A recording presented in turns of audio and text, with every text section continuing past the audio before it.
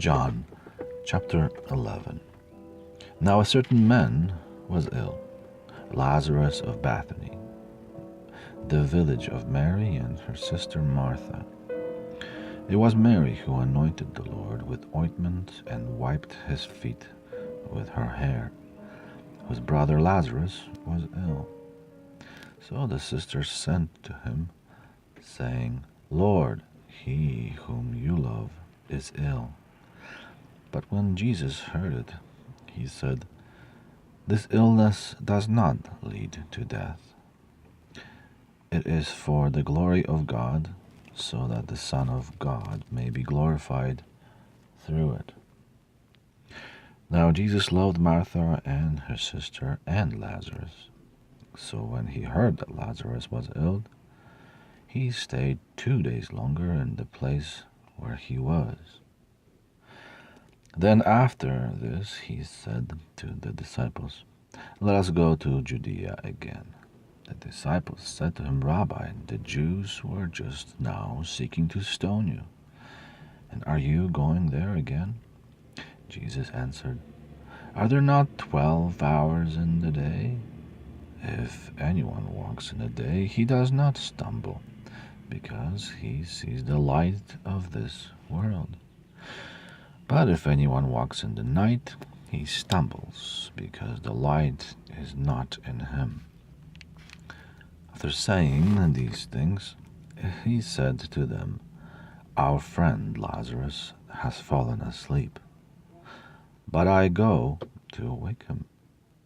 The disciples said to him, Lord, if he has fallen asleep, he will recover. Now Jesus had spoken of his death, but they thought that he meant taking rest in sleep. Then Jesus told them plainly, Lazarus has died, and for your sake I am glad that I was not there, so that you may believe. But let us go to him. So Thomas, called the twin, said to his fellow disciples, Let us also go, that we may die with him. Now when Jesus came, he found that Lazarus has already been in the tomb 4 days. Bethany was near Jerusalem, about 2 miles off, and many of the Jews had come to Martha and Mary to console them concerning their brother. So when Martha heard that Jesus was coming, she sent and met him, but Mary remained seated in the house. Martha said to Jesus, Lord, if you had been here, my brother would have not died. But even now I know that whatever you ask from God, God will give you. Jesus said to her, Your brother will rise again. Martha said to him, I know that he will rise again in the resurrection of the last day. Jesus said to her, I am the resurrection and the life. Whoever believes in me, though he die, yet shall he live. And everyone who lives and believes in me shall never die. Do you believe this? She said to him, Yes, Lord, I believe that you are the Christ, the Son of God, who is coming into this world. When she had said this, she went and called her sister Mary, saying in private, The teacher is here, and he is calling for you. And when she heard it, she rose quickly and went to him. Now Jesus had not yet come into the village, but was still in the place where Martha had met him. When the Jews whom were with her in the house, consoling her, saw Mary rise quickly and go out, they followed her, supposing that she was going to the tomb to weep there. Now when Mary came to where Jesus was and saw him, she fell at his feet, saying to him, Lord, if you had been here, my brother would have not died."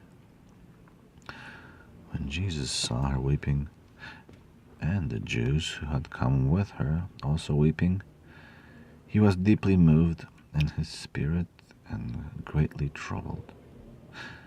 And he said, "Where have you laid him?" They said to him, "Lord, come and see." Jesus wept. So the Jews said, "See how he loved him."